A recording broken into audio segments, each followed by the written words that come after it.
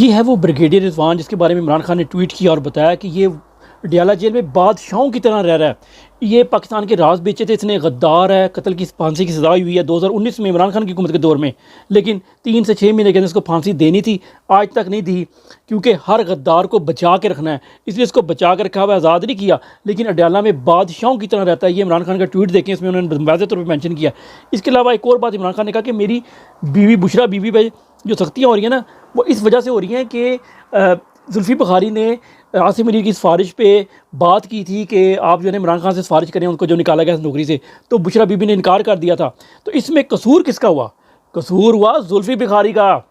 زلفی بخاری کو کیا لگا کہ جس طرح اس ادارے کے اندر عورتیں چلتی ہیں، عورتیں فیصلے کرتی ہیں، ٹھیک ہے، اسی سے پروموشنیں ملتی ہیں، سمجھ رہے ہیں آپ؟ تو یہاں بھی عمران خان جو ہے نا بشرا بی بی کے کہنے پہ سب کچھ کریں گے، کیا اس کے دماغ میں یہ تھا؟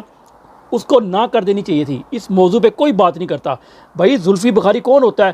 عمران خان نے نکالا اور میرٹ پہ نکالا، اور تمہیں تو ہم سے زیادہ پتہ ہوگا کہ کیوں نکالا، تو اس کے باوجود تم نے جا کے کہ جی وہ آپ سے بات کرنا چاہتے ہیں، تو انہوں نے کہا جی میں کیوں بات کروں، میرا کیا دل لینا دینا، اور آپ کو یہ بات پتہ تھی کہ وہ حکومت کے کسی معاملے میں دخل اندازی نہیں کرتے۔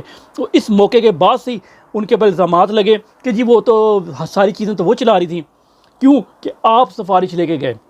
زلفی بخاری ذمہ دار ہے۔